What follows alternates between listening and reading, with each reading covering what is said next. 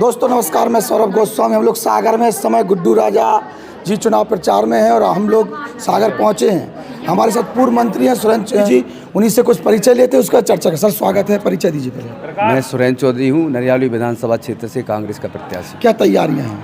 तैयारियाँ हैं कि जो हमारे माननीय कमलनाथ जी के द्वारा ऑर्गेनाइजेशन सिस्टम जो तैयार किया गया है बूथ लेवल पे, सेक्टर लेवल पे, मंडलम लेवल पर, उसके आधार पर हम लोगों ने पूरे नरियाली विधानसभा क्षेत्र में संगठन खड़ा किया है।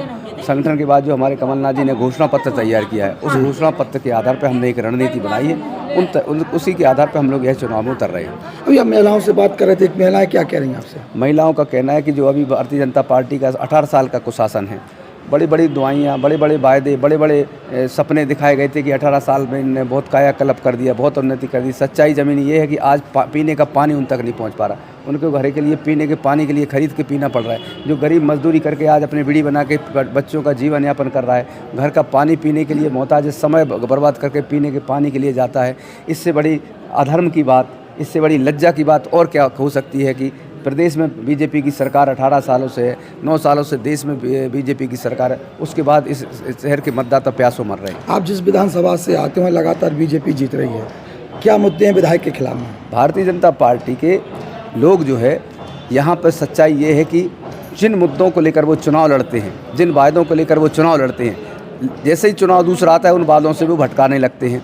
महंगाई से भटकाएंगे, बेरोजगारी से भटकाएंगे, अन्याय से हटकाएंगे, अत्याचार से भटकाएंगे, कमीशन खोरी उनके मन में है। सारे का सारा काम जो इनके यहाँ जो वो आज पाइपलाइन जो डाली गई है जल जीवन मिशन के अंतर्गत, उसमें बड़ा लंबा चौड़ा भ्रष्टाचार हुआ है। 50% से कमीशन के नीचे कोई काम नहीं हुआ।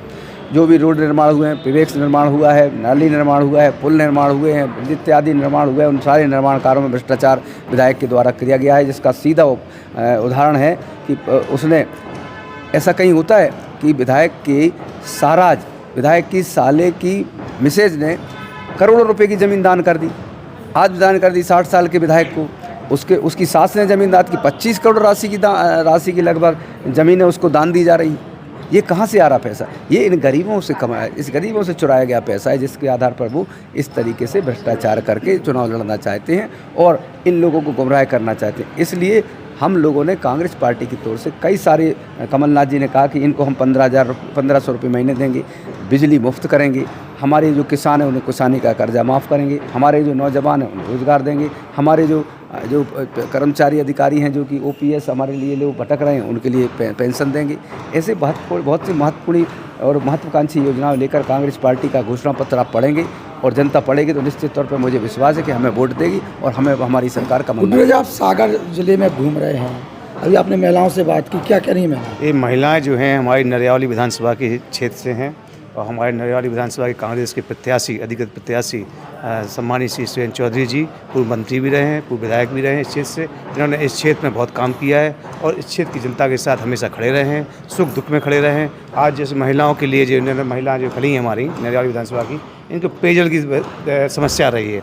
इन 18 साल में इन्होंने पानी की व्यवस्था नहीं कर पाई, सुविधाएं जो होना चाहिए वो भी नहीं दे पाए। नहीं, 18 साल में कुशासन का काम किया है जो विधायक हैं यहाँ के, और इन्होंने कुछ काम नहीं किया है। इसलिए सब लोग चाहते हैं कि सुरेंद्र चौधरी जी जीतें। यहाँ की जनता भी चाहती है, ये चुनाव लड़ रही जनता और सुरेंद्र चौधरी को अपना आशीर्वाद दे रही है। सुरेंद्र चौधरी जी जीतेंगे। तो ये जो महिलाएं हैं, अभी जो पूर्व मंत्री हैं उनके सामने अपनी बात रख रही थी, पानी की समस्या, सरकारी योजनाएं उन्हें मिल नहीं रही हैं और कहीं ना बीजेपी जो दावे कर रही है उसकी कुछ हकीकत आप इन महिलाओं से कुछ सुन सकते। क्या समस्या थी आपकी, क्या नहीं मिला? पानी। हाँ, पानी की समस्या। कहाँ की रहने वाली? भापेल की। क्या समस्या थी आपकी? हमें तो पेंशन नहीं मिल रही है। पेंशन नहीं मिली। आपकी क्या समस्या थी? हमारी खोदाई नहीं मिल रही पेंशन। तो पेंशन और पानी जैसी समस्याओं को लेकर महिलाएं आई थी और अपने नेताओं के सामने वो बात रख रही थी। जी क्या करेंगे? इतनी महंगाई हो रही है बहुत ज्यादा, हम लोग गरीब आदमी कहाँ से पूर्ति नहीं कर पा रहे। हर चीज महंगी हो गई, हमारा क्या रहेंगी। देखिए, मूलभूत सुविधाओं के साथ महंगाई भी कहीं ना कहीं एक समस्या है और चुनावी मुद्दा बन रही है।